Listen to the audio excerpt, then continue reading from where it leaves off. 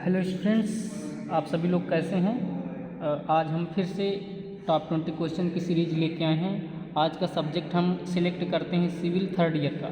पहला question, subject की बात करें तो हम अर्थक्वेक इंजीनियरिंग की बात करेंगे। बहुत ही इम्पॉर्टेंट ये सब्जेक्ट होता है। हाँ, थ्योरेटिकल होता है लेकिन इसमें भी हमें इम्पॉर्टेंट क्वेश्चन पढ़ने की ज़रूरत होती है क्योंकि ये एग्ज़ाम टाइम बहुत नज़दीक आ गया है।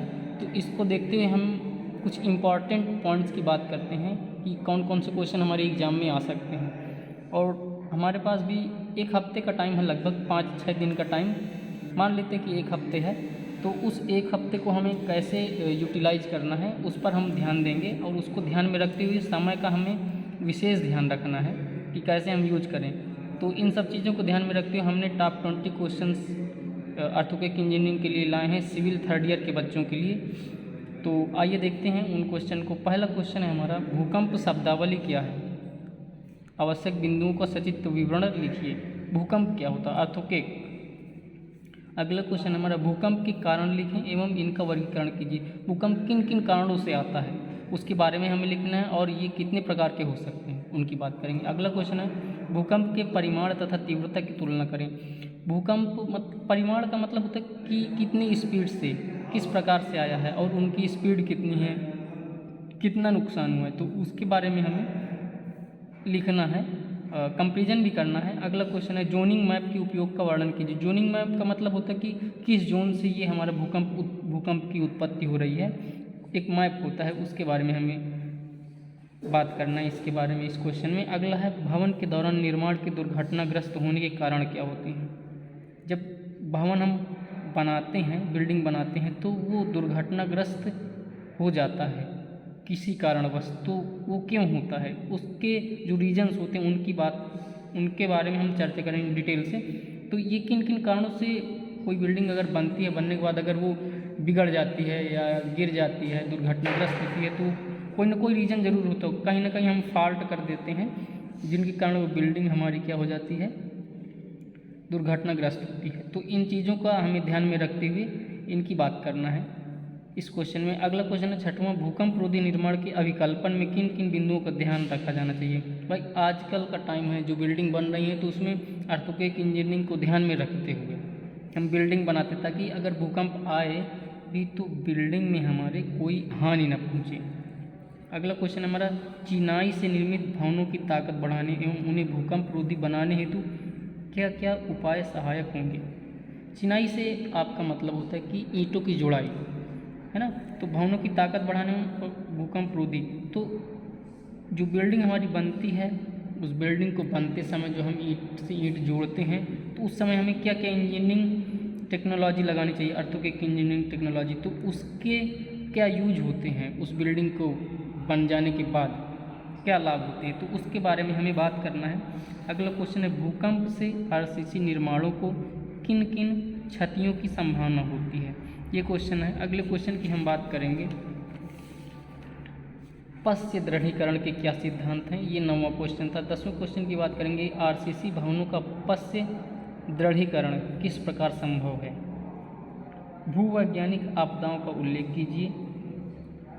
12वें क्वेश्चन की बात करते हैं, किन्हीं 5 बड़ी प्राकृतिक आपदाओं का उनके कारण सहित उल्लेख कीजिए। प्राकृतिक आपदाएं बहुत प्रकार की होती है, भूस्खलन हो गया, बाढ़ हो गया, भूकंप हो गया, बहुत सारी होती हैं, तो उनके बारे में हमें डिटेल से चर्चा करना है। आपदा प्रबंधन पर राष्ट्रीय नीति की क्या आवश्यकता है। आपदा प्रबंधन पर राष्ट्रीय नीति की क्या आवश्यकता है, ये क्वेश्चन बहुत इंपॉर्टेंट है। अगला है, भवनों का असफल होना स्पष्ट करें। प्रबलित सीमेंट कंक्रीट भवनों के भूकंप के कारण विभिन्न असफलताएं लिखी। बहुत ही इंपॉर्टेंट क्वेश्चन है ये, बहुत ही मोस्ट इम्पॉर्टेंट क्वेश्चन है, तो इसको हमें बहुत अच्छे से पढ़ना है। अगला क्वेश्चन है, सुदृढ़ीकरण को समझाइए। भूकंप से बचने के लिए किस प्रकार सुदृढ़ीकरण करोगे, स्पष्ट कीजिए। ये बहुत ही इंपॉर्टेंट क्वेश्चन हम लाए हैं आपके लिए। टॉप 20 क्वेश्चन की बात करते हैं तो मुझे नहीं लग रहा कि इनमें से बाहर कोई क्वेश्चन आपसे पुटअप करेगा। अगला क्वेश्चन की बात करते हैं 16वें की, संरचना की मूल सामर्थ्य प्राप्त करने के लिए सूक्ष्म दरारों का उपचार किस प्रकार किया जाता है, समझाइए। तो ये क्वेश्चन बहुत इंपॉर्टेंट है। अगले क्वेश्चन की बात करते हैं, वर्तमान दीवार के सुदृढ़ीकरण के लिए कौन कौन सी विधियां प्रयोग की जाती हैं। बहुत सारी विधियाँ होती वर्तमान दीवार के सुदृढ़ीकरण के लिए। अगला क्वेश्चन है, भूकंप के विरुद्ध मुख्य शमन नीतियाँ बताएं। क्वेश्चन नंबर 19वें की बात करते हैं तो चक्रवात के विशिष्ट प्रवाह लिखिए। चक्रवात, साइक्लोन्स जिसे कहते हैं वो चक्रवात होते हैं कि उनके विशिष्ट प्रवाह लिखिए। अगला है, आपदा प्रबंधन कितने भागों में किया जाता है, प्रत्येक को विस्तार से समझाइए। आपदा प्रबंधन कितने भागों में किया जाता है, प्रत्येक को विस्तार से समझाइए। अगला है, पृथ्वी की संरचना को चित्र द्वारा दर्शाइए तथा प्रत्येक को स्पष्ट कीजिए। पृथ्वी में कितने भाग में जल मंडल है, कितने भाग में स्थल मंडल है, ये सारी चीज़ें पूरा दिखाना है।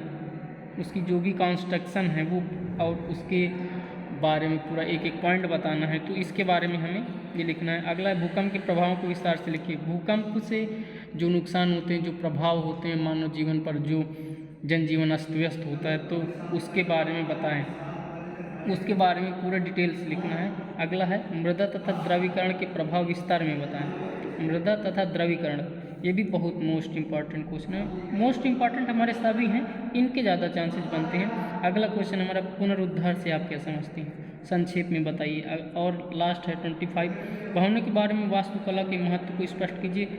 ये बहुत ही मोस्ट इंपॉर्टेंट क्वेश्चन है। वास्तुकला का मतलब होता है कि जो हम आज के समय में कोई बिल्डिंग बनाते हैं तो वहाँ पर दरवाजे खिड़की किस डायरेक्शन में होने चाहिए, किधर से रोशनी आनी चाहिए, रोशनदान, तो और घर का मेन गेट किस डायरेक्शन में होना चाहिए। तो ये सारी चीज़ों का एक उचित ढंग से सिस्टमेटिक तरीके से सेटिंग, ये क्या कहलाती है, हमारी वास्तुकला। तो आज के टाइम में इस वास्तुकला का बहुत ही महत्व होता है और इसका प्रभाव भी काफ़ी पड़ता है, तो इसके बारे में हम चर्चा करेंगे। बहुत ही इंपॉर्टेंट क्वेश्चन है भाई, बिल्डिंग बनती है तो ये क्वेश्चन बहुत ही इंपॉर्टेंट होते हैं, इन बातों का बहुत ध्यान में रखा जाता है। ये हमारे टॉप 25 क्वेश्चन थे। हमने टॉप 20 क्वेश्चन की बात की थी, मुझे 4-5 क्वेश्चन और बहुत इंपॉर्टेंट लगे, इसलिए मैंने 4-5 क्वेश्चन और बढ़ा दिए। अब बात रखते हैं हम टॉप 20 क्वेश्चन पेपर की। तो ये टॉप 20 क्वेश्चन ही पेपर समझिए, और ये क्वेश्चन आपको इस आने वाली परीक्षा में बहुत ही इंपॉर्टेंट साबित होंगे।